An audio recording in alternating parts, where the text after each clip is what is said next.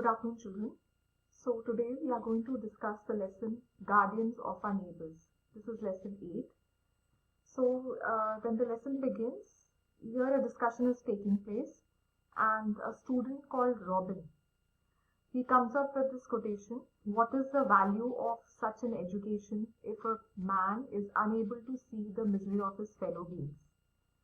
So everybody in the class gives their viewpoint about it, and he tells about certain social reformers who have ignited minds, and they have also worked for the betterment of the society, like Raja Ram Mohan Roy, Jyotirao Phule, Swami Vivekananda, Saint Chavda. They strove hard for the reformation and restoration of equality, education, and financial stability in society, where poverty and discrimination prevailed, said Seren. So all these students, they are giving their viewpoint on this topic. Then another person comes up with some more names, like Mahatma Gandhi, who fought tirelessly for Indian independence, and he emphasized the principle of non-violence. Then Martin Luther King, who sacrificed his life for the equal civil rights of the African Americans. And Abraham Lincoln, he sacrificed his life to abolish slavery. Then Nelson Mandela, who struggled for the freedom of Africans. And all these people, they fought selflessly for the betterment of their fellow beings. Then another child, Leah, she gave the example of Mother Teresa, who worked selflessly for the betterment of the society. She took care of those people whom the society boycotted. Like, she took care of the destitutes, the unwanted lepers, people with maggots in their wounds, and dying patients, abandoned children. And she served and she protected them and taught the society to see them as their own. So many people, they have started following her footsteps. Then Saint Chavda taught people through his words and deeds. And this is a very famous quotation which you must remember by Saint Chavda: the day without doing something good to your neighbor will not be counted in the book of eternity. So he says that day doesn't matter when you don't do a good deed, when you don't serve another person. Leena continued in the 19th century when Kerala, so here she tells about Saint Chavda's contribution, that in the 19th century when there was caste system in Kerala, there was a fatal epidemic that caused death.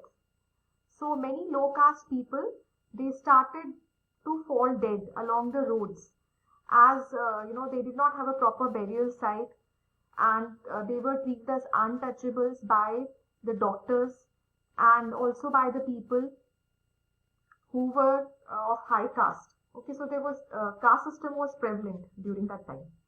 So it was Saint Chavda who requested his villagers to start a charity home where such people could die peacefully and respectfully.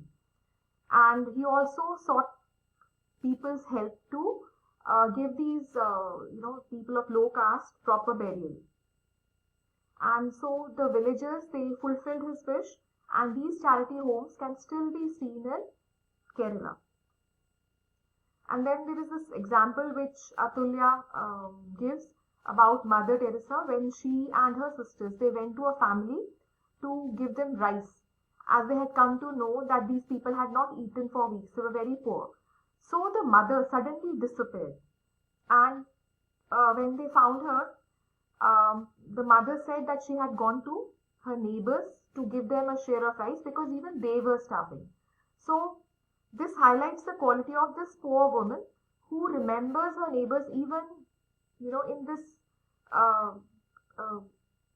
adversity. When she herself is starving, she is ready to give a share of the rice to her neighbors. So God sends great personalities to ignite each era, to enlighten the people, to work for the betterment of society. So it is this girl, Athira, she says, it is now our time. Okay, we have to provide a helping hand. We have to love the poor people. We have to work for the betterment of the society. And all these examples which were given by the students, these are the people who lived in yesteryears. They were the social reformers of the yesteryear. So it is their turn to do a good deed. So, but many people these days, they are only concerned about themselves. They don't work for the betterment of the society. And it is not because they lack education or knowledge, but because they are narrow-minded, they are very selfish. They are only considerate about their own family, their own life, their own job, and they are least interested in the society. Instead, what people should do, they should lead a helping hand to others. They should help their neighbors. Okay, they should try and find problems to the problems that the society is facing. And also that we should create and nurture a new generation to keep up the obligation towards the country and the society, and at the same time give more prominence to justice. So the teacher very, she liked the views of all the students and she congratulated them to participate in such a fruitful discussion. And then she also shared a story about a person. Her name's Aswati. Okay, and she belonged, Aswati Nair. She's an LLB student and she was a very poor student. And to make her ends meet, she was not only studying law, during the daytime she was working as a medical representative. And in the evening, she was taking law classes in the Law Academy in Kerala. And whatever money that she got, whatever salary that she got working as a medical representative, that was used for preparing food for the destitute people. And then she would, go on her scooter and deliver these packets of food to the poor people. So she worked selflessly for the betterment of the society. And see, she herself was poor. She could have easily, kept that money for her own education. Instead, she contributed to society in a big way. And only when, so this is very important, only when we do something for others, we start living. Otherwise, we're just existing. And we should have the experience of sharing, caring, and mercy in the path of our life. The tree of a life will be fruitful only when it gives shade and shelter to others. Now this means that, our life will be meaningful only when we help others. To serve others should be the main objective, the main goal of our life. Then another example is given of Dr. Kurian John Mellam-Parambil. So he is an exemplary businessman and he's a unique philanthropist. Philanthropist means who loves mankind. So when his father died, who was, his friend and he was, his mentor, he realized the value of life and the importance of quality medical treatment. Okay.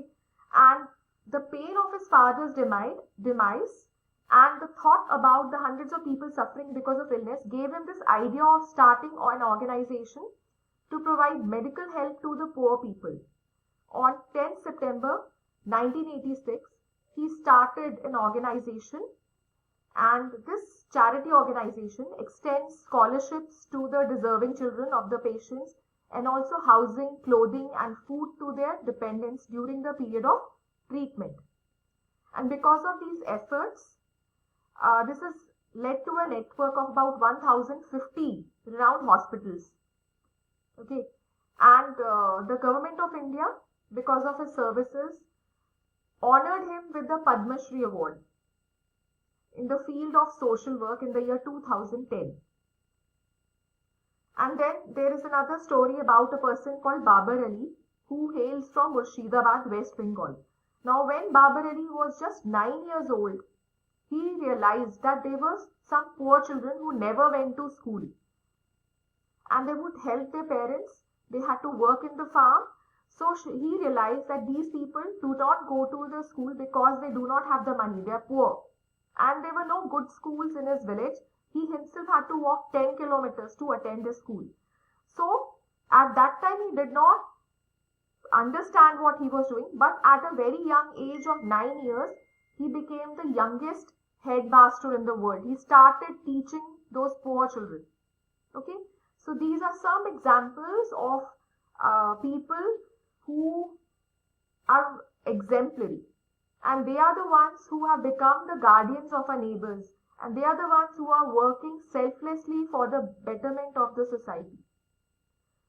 Okay, so that's all about this chapter. Please read it and mark the answers, and if you have doubts, please ask. Thank you.